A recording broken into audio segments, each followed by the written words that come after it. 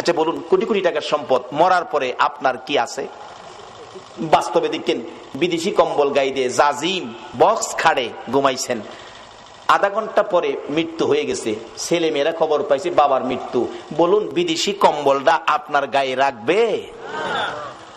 যে জাজিম বক্স খাড়ে ঘুমাইছেন, বলুন রাত্র যতটাই বাজে এই বিছনাটার মধ্যে আপনারে রাখবে কিনা? ফলরে ফলরে নামাই নেব, সকাল হইবার আগে বারিন্দায় নিব, 10টা বাজবার আগে গোসলখানায় নিব, গোসল করাইয়া সাদা কাফন পরাইয়া মসজিদের কোনার চারিপায়া খাটে শুয়াইয়া উঠানের মধ্যে রাখবো। বলুন, সাদা কাফন পরে এই খাটের মধ্যে শুয়ার পরে এই জগতে আপনার আর কি আছে? বাবারে, নবী বলছে একটা যথেষ্ট, মৃত্যুর কথাটা স্মরণ রাখো। কি রোজগার করে কি জমাইছো, একদিন ময়রা দেখো না তোমার কি আছে, ময়রা দেখো। ফুলাফান অনেক সময় কইলা, হুজুর ময়রা আবার দেহুম কেমনে? ময়রা কেমনে দেখবেন?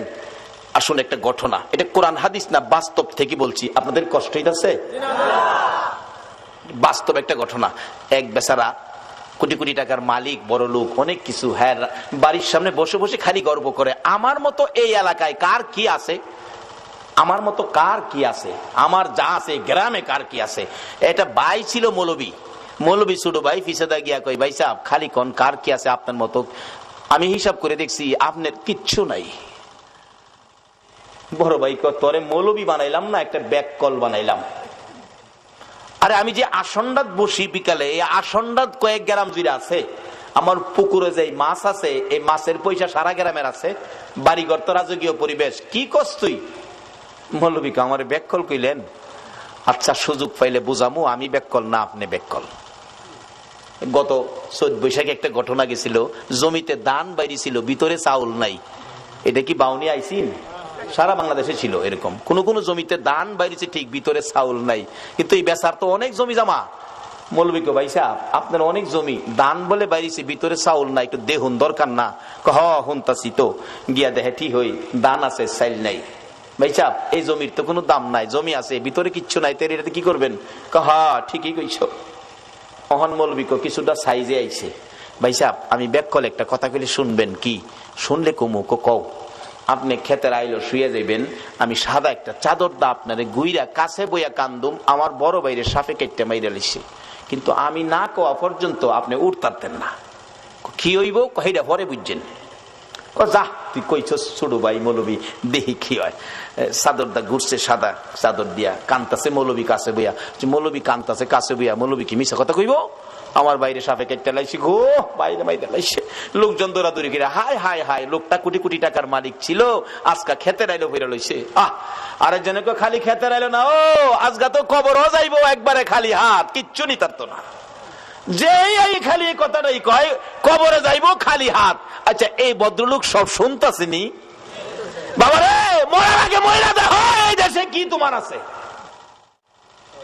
হগলে একটা কথাই কয়, কবরে যাইবো খালি হাত।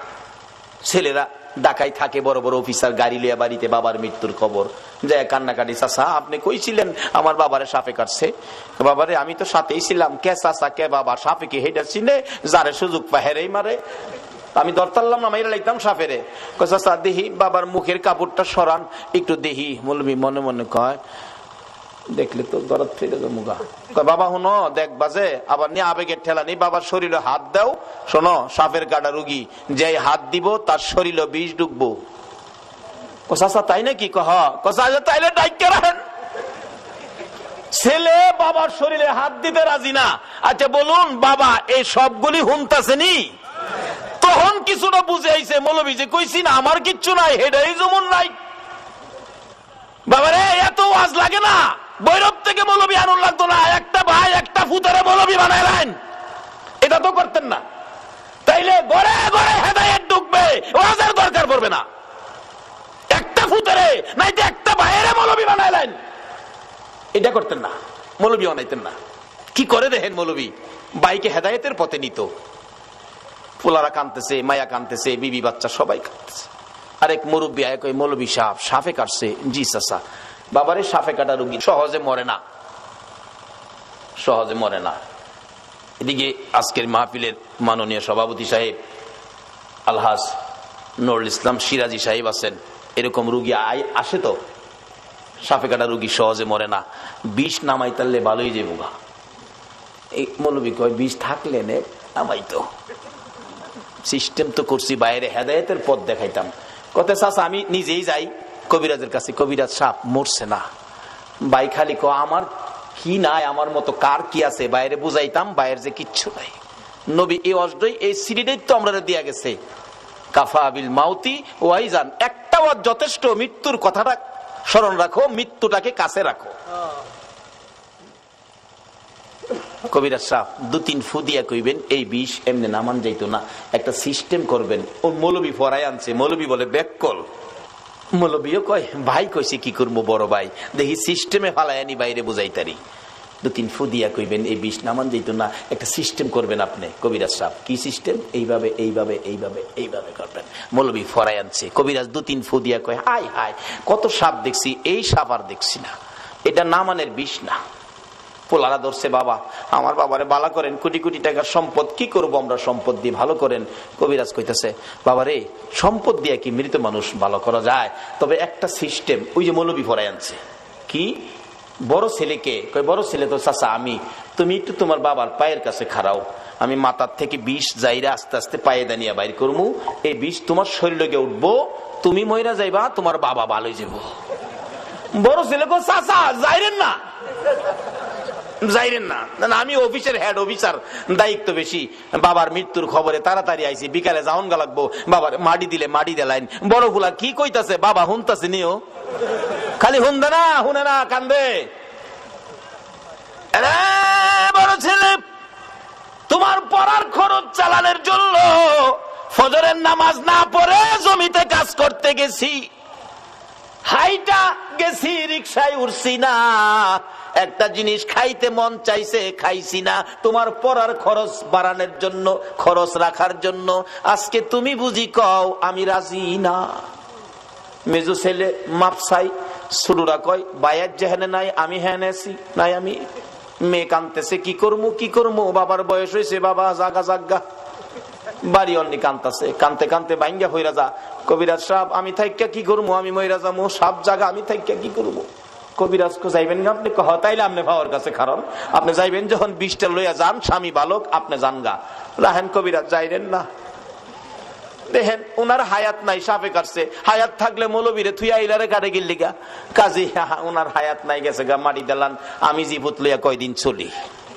আচ্ছা এই ভদ্রলোক শুনছি নিও, অথচ এই বিবি ভাইয়া আমরা সোনার বাংলার কত যুবক গর্ভধারিণী মারে গর্তে বাইর করছো, মাথার গাম পাতায় ফালাইয়া রোজগার করে যে বাবা খাওয়াইছিল, এই বাবারে গর্তে বাইর করছো এই বিবি ভাইয়া।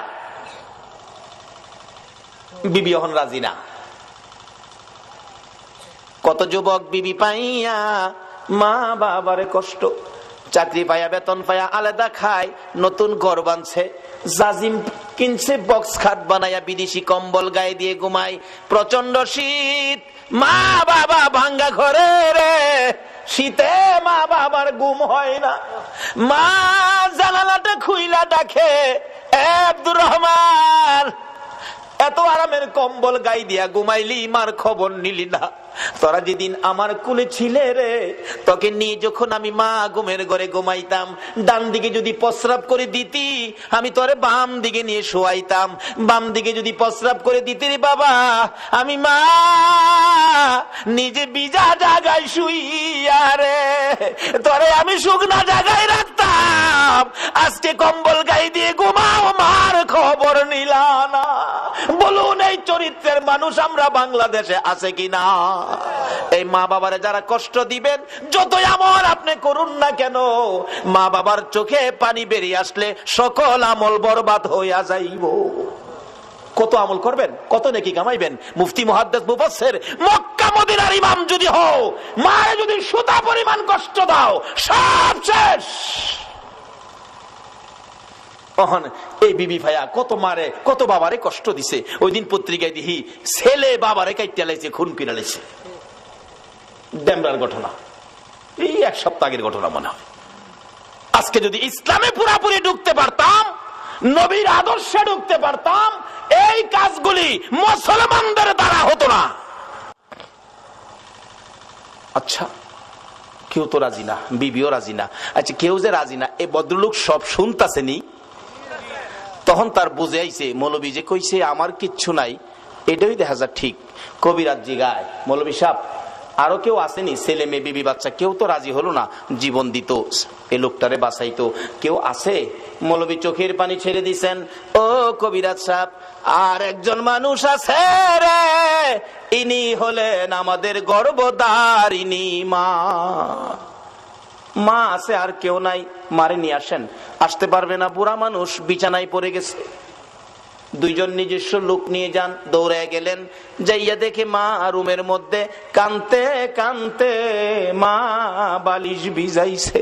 বলুন, সন্তানের বিপদে মার চাইতে কান্দয়া পৃথিবীতে আর কেউ আছে কিনা? মৌলবী পাশে গিয়ে ডাকে, মা কানতে হবে না, তোমার ছেলে ভালো হবে, জীবিত হবে। বলস কি? কিন্তু শর্ত তোমাকে যাইতে হবে। তা আমার নিয়ে যাও। দৌড়ে দৌড়ে নিয়ে গেছে, কাছাকাছি গেলে দূর থেকে ডাক মারছে, কবিরাজ যাইস না বাবা, যাইস না, আমি মা আইসি। কাছে আসেন। আসছে, আপনার ছেলে ভালো হবে। কিভাবে বাবা, কি করতে হবে কও? আপনি পায়ের কাছে দাঁড়াবেন, বিষ জাইরা বাহির করে পায়ে দিয়ে আপনার উপরে মারবো, আপনি মরে যাবেন, ছেলে ভালো হবে। আপনাদের কাছে জানতে চাই মা রাজি হবে কিনা? আরে মা বাবার কথা মতো যে জন চলে না, বলুন, মা বাবার কথা মতো যে জন চলে না, আল্লাহ নবীজির দয়া তারা পাবি না। হাইরে আল্লাহ নবীজির। আমার ক্যাসেটের মধ্যে এগুলি আছে না, নিজে লেখি, নিজেই মাঝে মাঝে ঘাই। যাই হোক, বলতেছিলাম একজন রাজি। বলুন এই লোকটাকে, সবাই বলুন লোকটাকে মা। বাবা আমি রাজি, তবে শর্ত আমি দাঁড়াইতে পারি না বাবা কবিরাজ, আমি বসলে হইবনি? হ্যাঁ বসতে হবে। আমি বসে গেলাম, দে সারা বিষ আমি মায়ের কলিজাই ধে। আচ্ছা, এই ভদ্রলোক শুনছিনি কে আপন? কবিরাজ বলেন, মা কেউ রাজি হলো না, আপনি কেন রাজি হলেন? এবার জবাব দেন, মা কবিরাজ রে, আমার বড় ছেলে রে বাবা, এই ছেলে পেটে লইয়া 10 মাস 10 দিন কত কষ্ট করেছি আমি জানি, আর জানে আমার আল্লাহ। যেদিন আমার এই ছেলে দুনিয়ায় আসবে রে, প্রথম দিনের ব্যথা লজ্জাই কারো কাছে কই নাই, দ্বিতীয় দিনের ব্যথা জিহ্বা কামড়াইয়া সহ্য করেছি, তৃতীয় দিনের ব্যথা জ্ঞান হারা হয়ে গেছি। আমার শাশুড়ি মা দৌড়াদৌড়ি করে, লোকজন জড়ো করেছে, আমার বৌমার কি হলো? মুরব্বী মহিলারা বলছে, চিন্তা করেন না, অন্য কিছু না, আপনার বৌমার সন্তানাদি হবে, আপনার নাতিনাত করা হবে।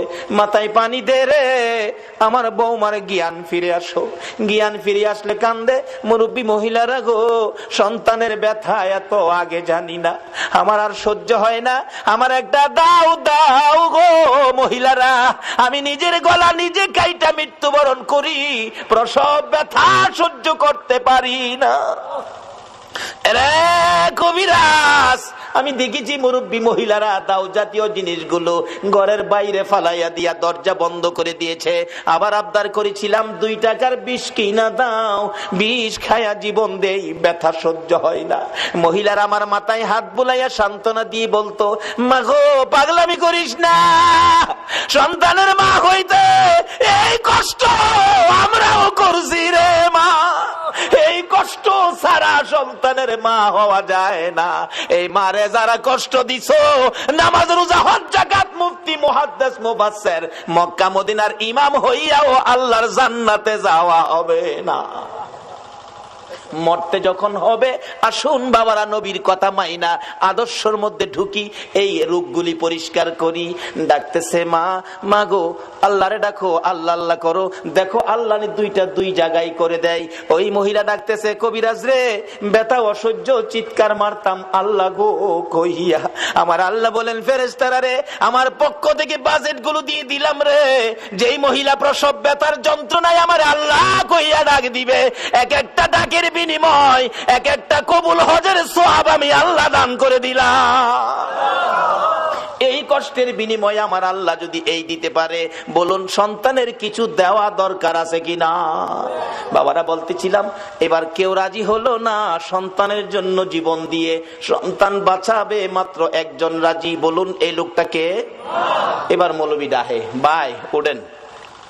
ভাই তো ওঠে না, কান্দে, শুধু মুখের কাপড়টা সরাইছে। বড় পোলা কয় কিরে? চাচা কইল আব্বা মারা গেছে, ওহন বাপের মুখটা দেখাম কেমনে? ওহন বাবাও কেউর দিকে চায় না, খালি মার দিকে চায়। মা গো মা, এই জগতে আপন থাকলে তুমি আছো। মা দৌড়াইয়া যাইয়া সন্তানের বুকে জড়াইছে, বাবা গো তুমি জীবিত, আমি মায়ের কলিজা ঠান্ডা করেছো। বলুন এই জগতে কিছু আপন পাইলে কাকে পাওয়া গেছে? এটা আমার নবী তো বানাইছে।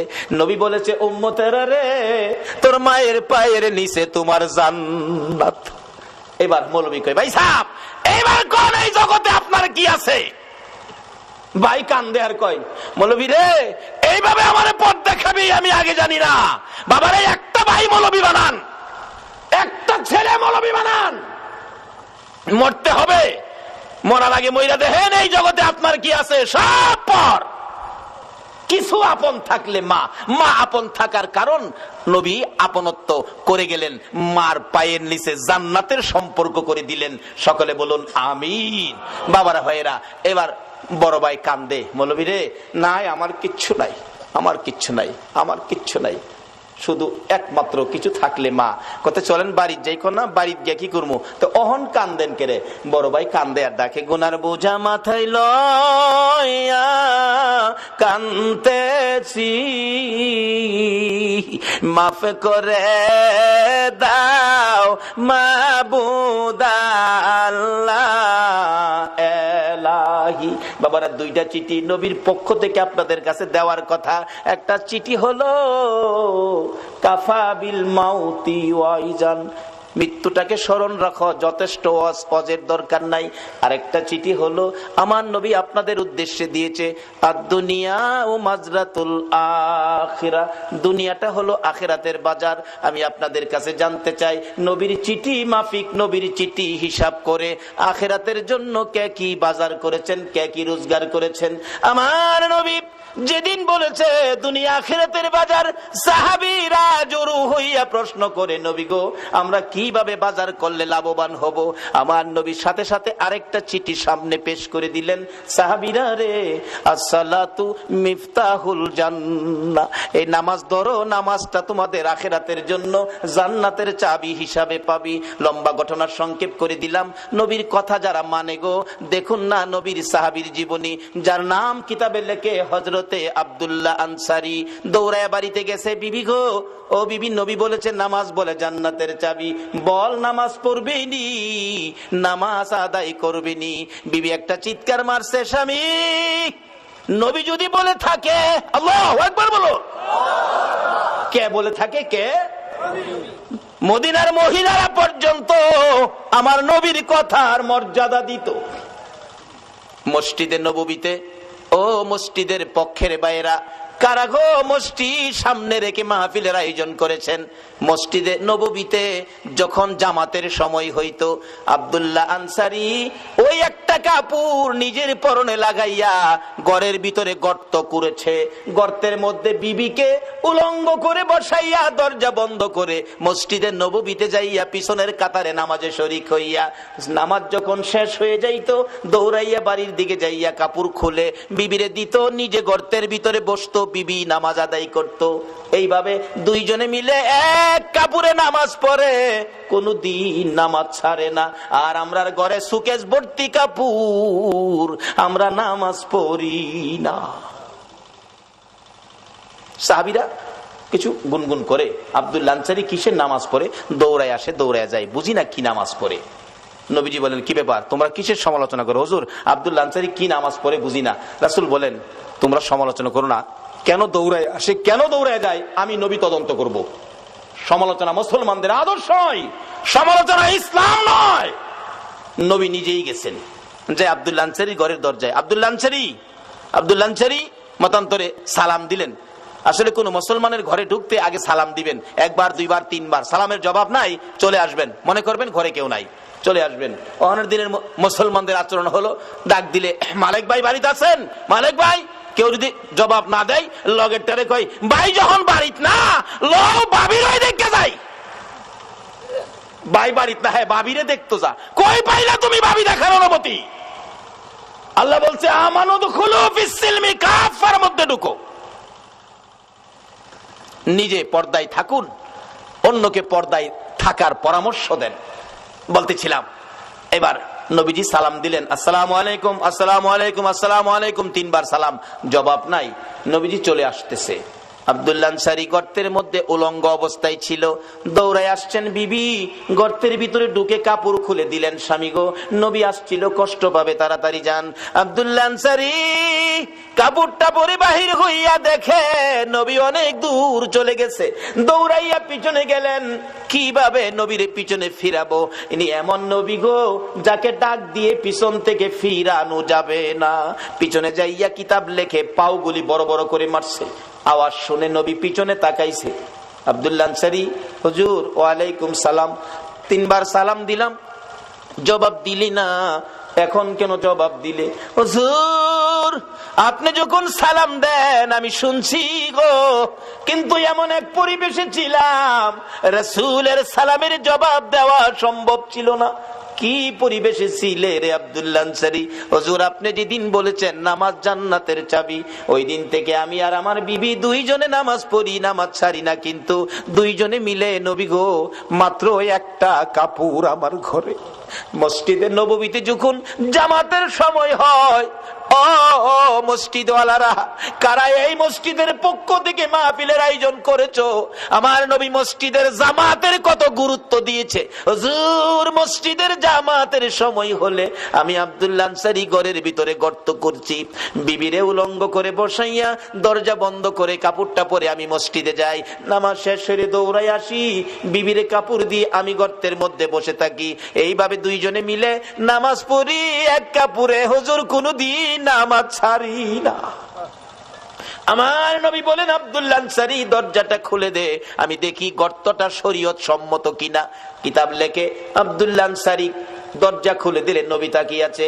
গর্তটা এত গভীর ছিল, ভিতরে মেয়ে না পুরুষ বোঝা যায় না, মানুষ আছে কি নাই তাও ধরা যায় না। আমার নবী চোখের পানি ছেড়ে দিলেন, আব্দুল্লাহ আনসারী রে, আমি নবী বলে গেলাম রে, তোদের জান্নাতের চাবি রোজগার হয়ে গেছে। বাবার এই দেশ ছাড়তে হবে, সাদা কাপড় নিয়ে কবর যাইতে হবে, জীবনে কে কি রোজগার করেছেন হিসাব মিলান না। আমার নবী বলেছে আদ-দুনিয়া ও মাজরাতুল আখিরা, দুনিয়াটা আখিরাতের বাজার, আখিরাতের জন্য কে কি বাজার করেছেন হিসাব মিলান। মরার আগে মইরা দেখেন আপনার কিছুই নাই, শুধু 3 টুকরা কাফন ছাড়া আর কিছুই আপনার নাই। সব সম্পদ ছেলেমেয়েরা বাদ করে নিয়ে যাবে। নবীজি চোখের পানি ছেড়ে ঘোষণা দিয়ে গেলেন, ও আব্দুল্লাহ আনসারী তোদের জান্নাতের চাবি রোজগার হয়ে গেছে। পিছে পিছে যাইতেছে নবীজির আগায়া দেওয়ার জন্য, রাস্তায় উঠে যাবে, বাড়ির সীমানা শেষ।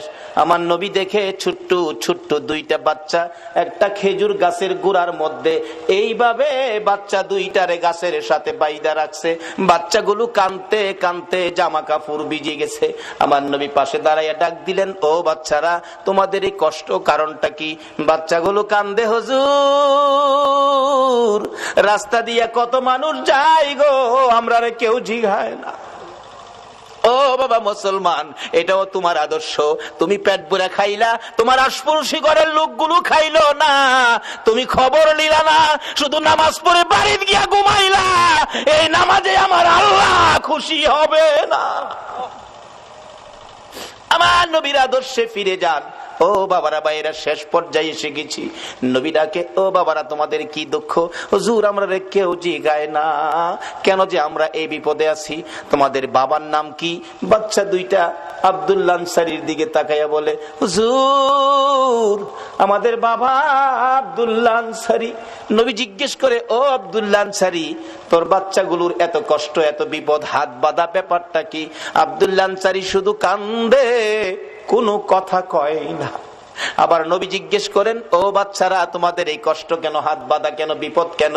বাচ্চাগুলো কান্দে আর বলে, হুজুর, আমার বাবা আব্দুল্লাহ আনসারী এত গরিব মানুষ, আজকে 6-7 দিন পার হয়ে গেছে গো নবী, আমাদের চুলায় আগুন জ্বলে না, না খাইয়া থাকতে থাকতে আমরা 2টা বাচ্চা পেটের খিদা সহ্য করতে পারি না গো নবী।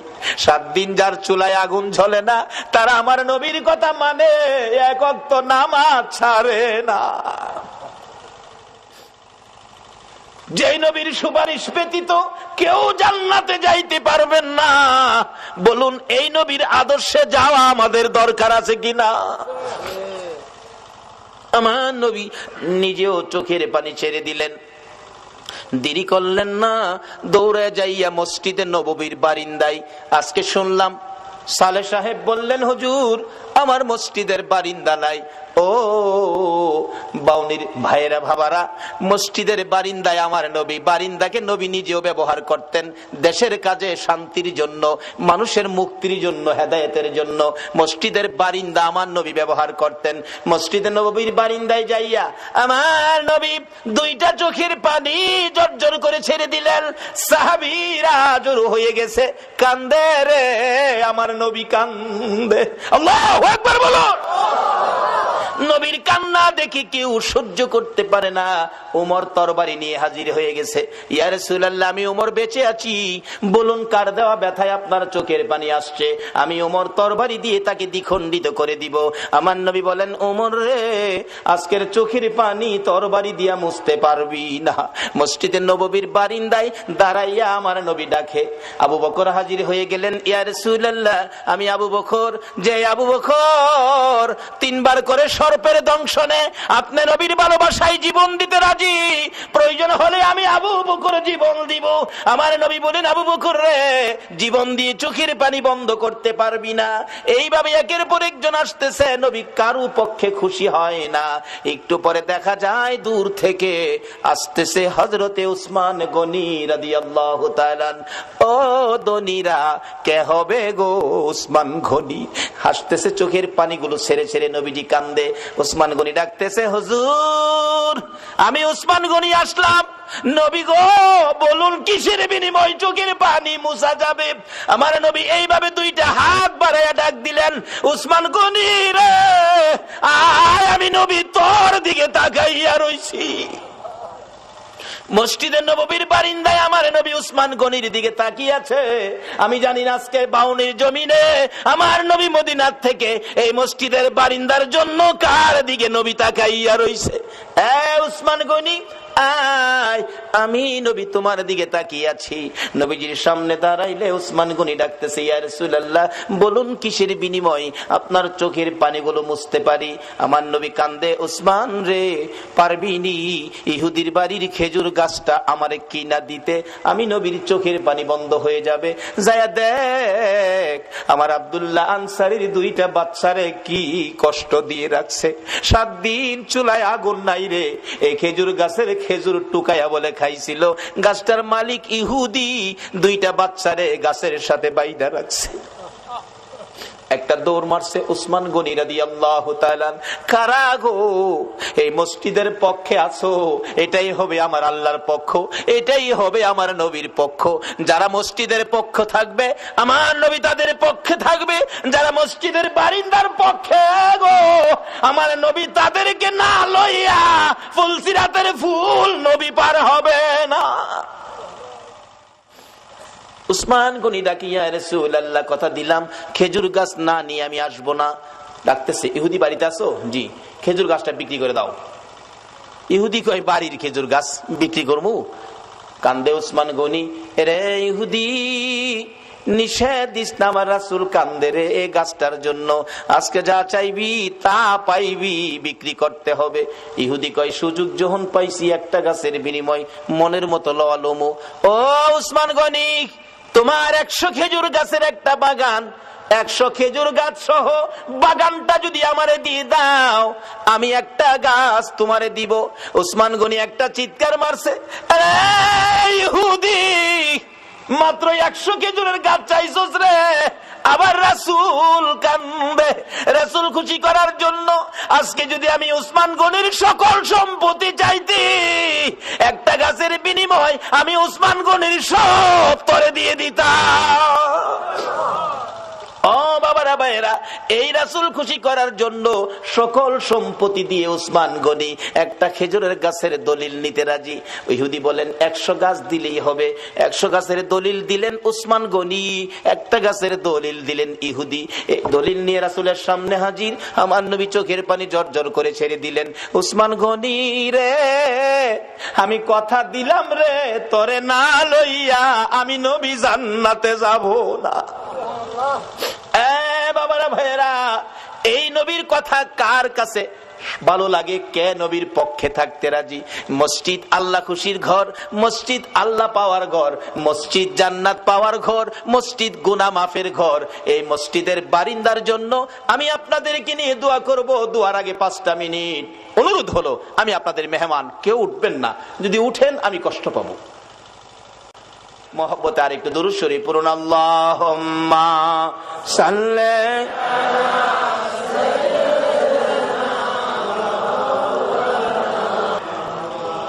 ওয়ালা আলি সাইয়্যিদিনা মাওলানা আল্লাহুম্মা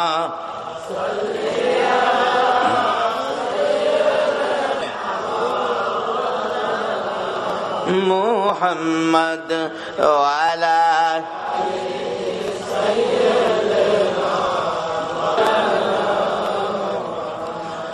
নবীর মায়া ছেড়ে মানুষ কোথায় আছো বুঝি না, তোমার মায়ায় কান্দে নবী, তোমার মায়ায় কান্দে নবী, শুয়ে সোনার মদিনা। আল্লাহুম্মা সাল্লি সাইয়্যিদিনা মাওলানা মুহাম্মদ ওয়ালা আলি সাইয়্যিদিনা।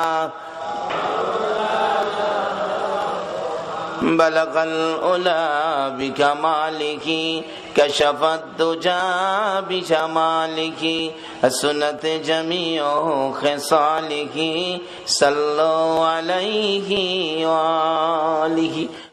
আসুন দোয়া করি। আস্তাগফিরুল্লাহ রাব্বি মিন কুল্লি যামবিন ওয়া আতুবু ইলাইহি লা হাওলা ওয়ালা কুওয়াতা ইল্লা বিল্লাহিল আলিয়্যিল আযীম। আসুন দোয়া করি। দোয়ায় শরীক হন সকলে। আল্লাহুম্মা আমিন, আল্লাহুম্মা আমিন। রব্বানা যালামনা আনফুসানা ওয়া ইল্লাম তাগফির লানা ওয়া তারহামনা লানাকুনান্না মিনাল খাসিরিন। রাব্বিরহামহুমা কামা রাব্বায়ানি সাগীরা।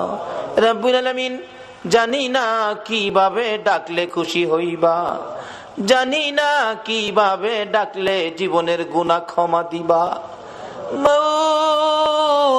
মাবুদ রে, বেবুদ শিশুর মতো দুটো করে হাত বাড়াইলাম। জান্নাতের বাগানে বসে মসজিদের পক্ষ থেকে আয়োজিত মাহফিলে জান্নাতি মেহমান লইয়া আমি গুনাহগার হাত বাড়াইলাম। মাবুদ, মায়ার নজরে তাকাইয়া দেখো কত নাইবে নবী আলেম ওলামারা হাত বাড়াইছে। মাবুদ রে, সাদা দাড়িওয়ালা মুরব্বী বাবারা হাত বাড়াইছে। খালিদ বিন ওলীদের মতো যুবকেরা হাত বাড়াইছে। পর্দার আড়ালের মা বোনেরা হাত বাড়াইছে। এই মাহফিলের সঙ্গে তুমি এই হাতগুলি কেমনে খালি ফিরাইবা গো আল্লাহ? মাবুদ, এই মাহফিলের উসিলাই, এই মাহফিলে যারা হাত বাড়াইছে, আমি নেককার বুঝি না, গুনাহগার বুঝি না, মেয়ে বুঝি না, পুরুষ বুঝি না, আজকের জন্য নামাজি বুঝি না, বেনামাজি বুঝি না, যারা এই হাত বাড়াইছে গো, আমাকে সহ সকলের জীবনের গুনাহগুলো ক্ষমা করে দাও। মাউত, ক্ষমা চাইলাম জীবনের গুনাহ ক্ষমা যদি না করো, কবে জানি মৌতের চিঠি দিয়ে আজরাইল পাঠাইয়া দাও, কবে জানি গর্তে বাহির করবে রে, আর ঘরের ভিতরে নিবে না। উঠানের কিনারে পর্দা টানাইয়া জীবনের শেষ গোসল করাবে রে। আদুরের সন্তানেরা ঘরের বারিন্দায় দাঁড়ায়া দাঁড়ায়া কাঁদবে আর ডাকবে, বাবা গো পর্দার ভিতরে কিসের গোসল করো গো বাবা। মা টাইনা টাইনা বুকে জড়াবে, আইরে আমার এতিম, আজকাল থেকে তোমরা এতিম হয়ে গেছো। এতিমের ঘটনা বলতে গেলে কলিজা মানে না রে আল্লাহ। আমার বড় ভাই 5টা বাচ্চা এতিম করে কবরে। বাড়িতে গেলে আমার ছেলেরা দৌড়াই আসে, আব্বু আইছে। আমার ছোট্ট একটা ভাতিজা দৌড়াই আইসা দাঁড়াইয়া তাকে কিছু কয় না। জিজ্ঞেস করি, বাবা কি চাও, কি লাগবে, কি দরকার বলো। চোখের পানি ছেড়ে কান্দে। কেন কান্দো বলো না। আমারে ডাইকা ডাইকা কয়, চাচা গো আপনি তো 1 দিন 2 দিন পর পর বাড়িতে আসেন। চাচা আমরা আব্বা কই গো, চাচা আমরা আব্বা কি আর জীবনে বাড়িতে আসবে না। এইভাবে কবে জানি কার সন্তানেরা এতিম হইয়া যায়, কবে জানি কার বিছানা খালি হইয়া যায়। ওই দিন আসার আগে তোমার ঘর মসজিদের পক্ষ থেকে আয়োজিত মাহফিলে আমরা যারা হাত বাড়াইছি গো, ফিরাইও না ঘুরাইও না, আমরা তুমি মাফ করে দাও। আল্লাহ জীবনের গুনাহ মাফের আসার দরখাস্তের পর আরেকটা দরখাস্ত করি, তুমি কিন্তু রাগ হইও না। আমি জানি না হাজার হাজার মানুষ এত রাত পর্যন্ত বসে হাত বাড়াইছে, টাকা চাইলে লোকেরা জায়গা, আজকে লোকগুলো গেল না, বসে রইল। আমি জানি না রে কার মনে জানি কি দুঃখের পাহাড়, কার মনে জানি ব্যথা। হুজুর আমরার মা নাই গো, মা নাই। কার মনে জানি ব্যথা, বাবা নাই গো, বাবা নাই। যেই বাবা মাথার গাম পাতাই ফালাইয়া রোজগার করে মানুষ করেছে গো, যেই বাবা জমি জামা সই সম্পদ জুড়াইয়া আজকে বাবা দুনিয়ায় নাই। হুজুর বাবা কত আদর করতো গো, শেষ বয়সেও বাবা বাজারে গেলে জগ ভর্তি দুধ কিনতো, 2 কান্দা 3 কান্দা কলা লইতো, আমের সিজনে 15 কেজি 20 কেজি আম লইতো। বাবা হাঁটতে পারে না, তারপরও দুধ কিনা আম কিনা কলা কিনা বন্ধ করে না। লোকেরা জিগায় বুড়া বয়সে এই পূজা কার জন্য বইতাছো, নিজের জান চলে না কেন এইগুলি লইছো। বাবা একটা চোখের পানি ছেড়ে দিয়ে চিৎকার মারছে, বন্ধুরা রে কার জন্য লইছি শুনো রে, আমার আদরের ছেলে মেয়েগুলো দুধ আর কলা ছাড়া ভাত খায় না রে। দুধ কলা যেই বাবা খাওয়াইতো গো, এই বাবা কার জানি খবরের আল্লাহ। ওই মা জানি কার খবরে গো। মার কুলে তাইকা মার কুলে কত পসরা পায়খানা করছি, অন্য মহিলারা নাকে কাপড় দিত, তোমার আমার মা জীবনে কোনদিন নাকে কাপড় দেয় নাই। মা সন্তানেরা যদি কোথাও যাইতো, রাত্র 12টা 1টাও যদি বাজছে, সারা গ্রামের ঘরের দরজা বন্ধ হয়েছে, মা দরদি দরজাটা খুইলা বিনাইয়া বিনাইয়া কাঁদছে। একটা গাছের পাতা যদি পড়ছে, একটু আওয়াজ যদি হয়েছে, মা 2 কদম সামনে গিয়া একটা চিৎকার মারছে, বাবা আইসনি, আমি তোমার মা দাঁড়াইয়া রইছি। বাবারে বাড়ির দিকে তাকাইয়া দেখো, এই দরজা জালি কার বন্ধ হইয়া গেছে। এই মারে কবরে শুয়াইয়া, বাবারে কবরে শুয়াইয়া চোখের পানি কার জন্য রাখছো। মাহমুদরে মায়ের অভাবী ছেলেরা কি করে, এতদিন তো শুধু বলতাম, এখন তো নিজেও মার অভাবী। একটা মায়ের অভাবী ছেলে বিদেশ থাকে, সপ্তাহ সপ্তাহ টেলিফোন করে, মা মা তুমি কেমন আছো আমারে জানাইও। মা কই, বাবা বিদেশ গেছো টাকার জন্য, সপ্তাহ সপ্তাহ টেলিফোন করে টাকা নষ্ট করলে কেমনে হইব? টাকা চিনো রে বাবা, টাকা চিনো। ছেলেটা টেলিফোন করে বলতেছে, মা মা গো, আমার বাধা দিও না গো মা, আমি টাকা চিনি না, আমি চিনি আমার দরদি মা। সপ্তাহ সপ্তাহ টেলিফোন। হঠাৎ করে মা স্ট্রোক করে মারা গেছে। এলাকার লোকজন কয়, ছেলেটারে মৃত্যুর খবরটা দিও না, দিলে আত্মহত্যা করবে।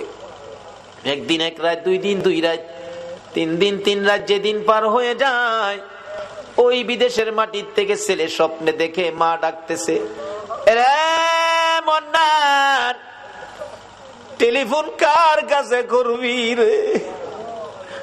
মা কইয়া কারে ডাকবি রে বাবা? আমি তোর মা, কবরে চলে গেছি, আর আমারে পাইবি না। আইলি না, আমারে মা কইয়া ডাকলি না, মার দেখার জীবনে হবে না। ঘুম থেকে উঠে মা মা কইয়া কাঁদতেছে। বন্ধুরা বলেন, কি হলো তোমার? আমি স্বপ্নে দেখেছি মা নাই, দেশে থাক, দেশে আর চাকরি করব না, দেশে চলে যাব।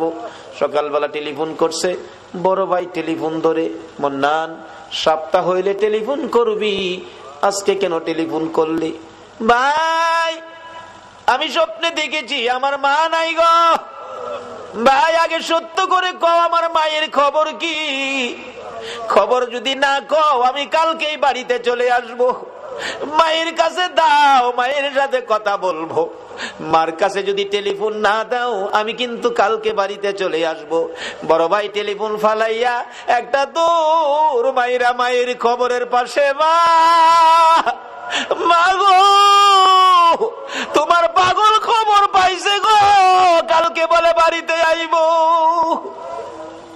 বড় ভাই সকালবেলা মাইক্রো ভাড়া করেছে, বুড়া বাবা পিছে পিছে ডাকতেছে, আমারে সঙ্গী করি লইয়া যা রে, মায়ের পাগল রে কে থামাইব। বুড়া বাবা সহ এয়ারপোর্টের গেটে বসে আছে। একটু পরে দেখা যায় মায়ের পাগল লইয়া বিমান আইসা পড়ছে। বুড়া বাবা গেটে দাঁড়ায়া দাঁড়ায়া কান্দে, বাবু আমার মন্নানরে আমি কি দিয়া বুঝাইব? মালামাল সহ গেট পার হইয়া দৌড়ে বড় ভাইয়ের গলায় ধরছে, ভাই ভাই আমার মা আইছে গাড়িতে, মা আছে ভাই। ভাই শুধু কান্দে, ভাই গো আমি স্বপ্নে দেখেছি আমার মা মারা গেছে, তুমি কান্দো, ব্যাপার কি কও না গো ভাই। ভাই কিছু কয় না, শুধু কান্দে আর কান্দে। দৌড়ায় বাবার পায়ে পড়ে গেছে, বাবা বাবা আমি স্বপ্নে দেখেছি মা নাই, তাড়াতাড়ি চলে আসছি, ব্যাপার কি, খবর কি কও না। বাবা ধৈর্যের সহিত বলতেছে, মন্নান আয় গাড়িতে, বাড়িতে যায় দেখবি তোর মা কেমন আছে। গাড়ি টান দিলে একটু পরে বলতেছে, মন্নান বাবা গো, মা মরে গেছে, স্বপ্নে দেখে চলে আসছি, কিছু আনতে পারি নাই, শুধু মায়ের জন্য একটা স্বর্ণের চেন আনছি গো বাবা, এই চেনটা তুমি মার কাছে বুঝাইও। বাবা কান্দে, বাবু এই চেন আমি কার হাতে দিব? মন্নান রে এই চেনটা তোর কাছে রাখ, তুই তোর মার হাতে বুঝাইয়া দিস।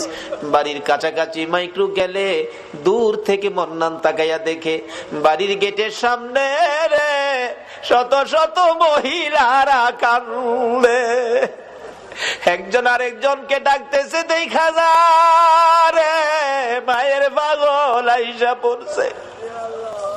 মোল্লাল বারবার জিজ্ঞেস করে, বড় ভাই এত মহিলা কান্দে, ব্যাপার কি, কি হয়েছে নতুন করে? কিন্তু বড় ভাই গো এত মহিলা কান্দে, আমার মারে তো দেখা যায় না। বড় ভাই আর কথা কয় না। গাড়িটা থামলে দরজাটা খুলছে, মন্নান তাকায়া তাকায়া দেখে মা কই, মারে দেখা যায় না। অন্য মহিলারা গাড়ি ঘেরাও করে ডাকে, মন্নান আইসো, মা কইয়া কারে ডাকবি রে? মন্নান গাড়ির থেকে নাইমা দরজাটা খুলে গেটে দাঁড়াই একটা চিৎকার মেরে ডাক মারছে, মা মা মা তোমার পাগল আইছে গো মা। কে দিবে ডাপের ডাকের জবাব? দৌড়াইয়া বাড়ির ভিতরে ঢুকছে। যেই রুমে মা থাকতো রুমের দরজায় ডাকতেছে, মা তুমি কি অসুস্থ, কেন দরজা খুলো না? ধাক্কা দিয়ে দরজাটা খুইলা দেখে রে মায়ের বিছানা চিরতরে খালি। মার বিছানা খালি বানাইয়া কে জানি হাত বাড়াইয়া কাঁদে রে আল্লাহ। বাবার বিছানা খালি, কে জানি হাত বাড়াইয়া কাঁদে।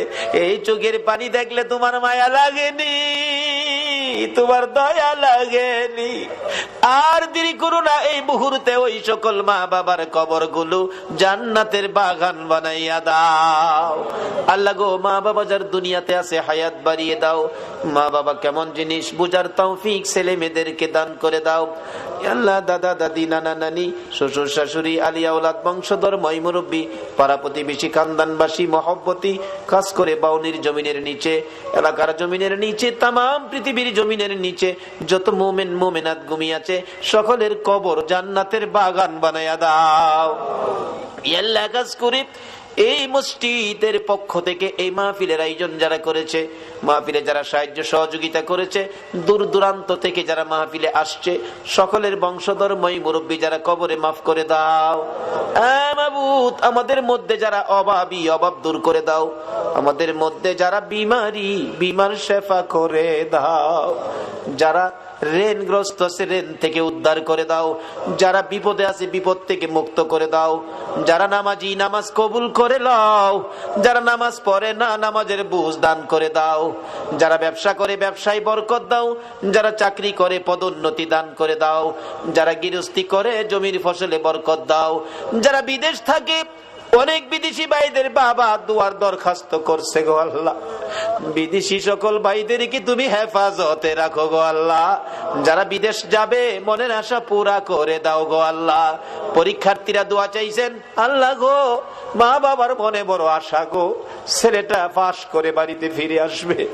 আল্লাহ গো, সকল পরীক্ষার্থীদের মা বাবার কলিজা ঠান্ডা করে দিও গো আল্লাহ। আল্লাহ, সকল পরীক্ষার্থীদেরকে কামিয়াবি দান করে দিও গো আল্লাহ। যাদেরকে ছেলে মেয়ে দিয়েছো ছেলে মেয়েদেরকে নেক হায়াত দাও, অকালে মৃত্যু দিও না, মা বাবার কলিজায় আগুন জ্বালাইও না, ছেলে মেয়েদের মুখে এতিমের দাগ লাগাইও না, ছেলে মেয়েদের মা বাবার হায়াত বাড়াইয়া দাও। মাবুদ, জনাব বাদল ভাই খুশি হলাম, কত টাকা দান করলো, 1 কেজি লবণও চাইলো না, তোমার নবীর ভালোবাসা চাইলো। মাবুদ গো, বাদল ভাইয়ের মনের সকল আশা তুমি পুরা করে দাও। এইভাবে আরো যারা দান করেছে, যাই যেই নিয়তে দান করেছে, সকলের মনের আশা পুরা করে দাও গো আল্লাহ। মাবুদ গো, এই পর্যন্ত যারা কষ্ট করে তোমার নবীর আলোচনা শুনেছে, কোরআনের আলোচনা শুনেছে, সকলকে তুমি দয়ার নবী মায়ার নবীর স্বপ্নের দিদার দেখাইয়া দাও। মাবুদ রে, মাহফিল শেষে যারা যেখানে যাবে গো, সহি সালামতে পৌঁছাইয়া দাও। যতগুলো দরখাস্ত করলাম মাহফিলের উসিলাই, দুরুদের উসিলাই, জিকিরের উসিলাই, সবগুলো তুমি কবুল আর মঞ্জুর করো গো আল্লাহ। আল্লাহ গো, এই মসজিদ বারিন্দার জন্য টাকা কালেকশন করা হয়েছে, আল্লাহ আরো যা দরকার, তুমি কাকে পছন্দ করেছো জানি না, যাকে পছন্দ করেছো তার দ্বারা মসজিদের বারিন্দার কাজ আগামী বছর আইবার আগে তুমি শেষ করে দিও গো আল্লাহ। যাদের দ্বারা মসজিদের কাজ হবে, শেষ হবে, সকলকে তুমি তোমার ঘরখানায় কাবা তোয়াফ করাইও গো আল্লাহ। তোমার বন্ধুর রওজা জিয়ারতের তৌফিক দিও গো আল্লাহ। রব্বানা তাকাব্বাল মিন্না ইন্নাকা আনতাস সামিউল আলিম ওয়া তুব আলাইনা ইয়া মাওলানা ইন্নাকা আনতাত তাওয়াবুর রহিম। ওয়া সাল্লাল্লাহু তাআলা আলা খায়রি খালকিহি মুহাম্মাদিন ওয়া আলা আলিহি ওয়া আসহাবিহি আজমাইন বিহাক্কি লা ইলাহা ইল্লাল্লাহু মুহাম্মাদুর রাসূল সাল্লাল্লাহু আলাইহি ওয়াসাল্লাম।